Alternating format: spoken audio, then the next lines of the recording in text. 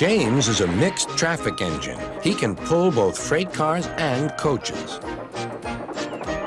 He's proud of his smart red paint, and so is his driver. Everyone says you brighten up their day, James. One morning, James whistled loudly at the other engines. Look at me. I am the smartest, most useful engine on the line. Rubbish, replied Thomas. We're all useful. Sir Topham Hatt says so, and he's head of the whole railway. You know what, James? Added Percy. What? Replied James. You're getting all puffed up. James huffed away. Later, he was still boasting. I'm the pride of the line.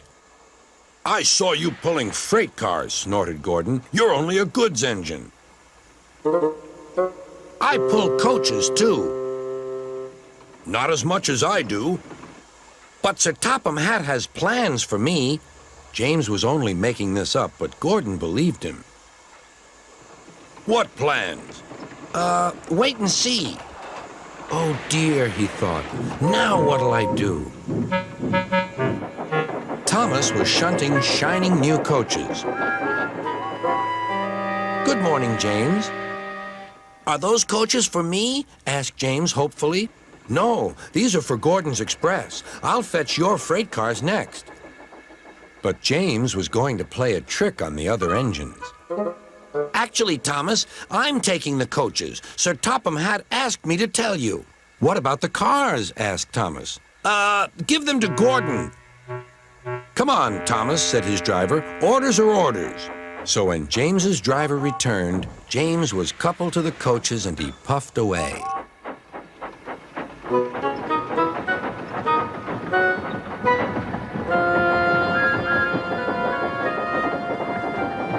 Thomas returned with the freight cars, and a few minutes later, Gordon arrived. Where's the express? Thomas told him about James, and so here are your cars. Gordon was very cross, and so was his driver. Wait till Sir Topham Hatt hears about this.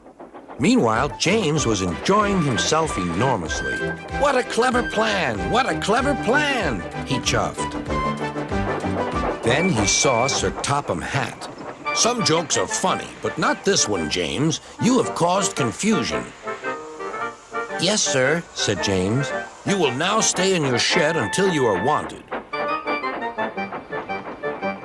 The other engines teased James. I wonder who'll be pulling the express today, said Gordon. I expect it'll be you, replied Henry. James is stuck in the shed for being silly. James felt sad. Next morning, he went back to work. Hello, whistled Thomas. Good to see you out and about again. I'm sorry I tricked you, said James.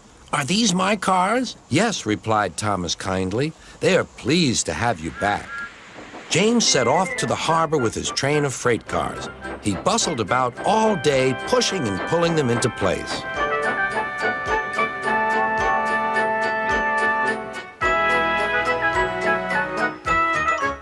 Time to go home now, James, said his driver at last. No cars or passengers, just we two. But his driver was wrong. Excuse me, called a man. I have a meeting with Sir Topham Hatt, and I mustn't be late. May I ride back with you? Of course, replied James's driver. Then he whispered to James, This gentleman is a railway inspector. James was most impressed. He steamed along the line as smoothly and quickly as he could.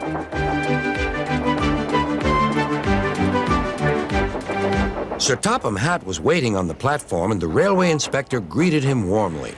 This clever engine gave me a splendid ride. You must be proud of him. Yes, indeed. Once again, you are a really useful engine.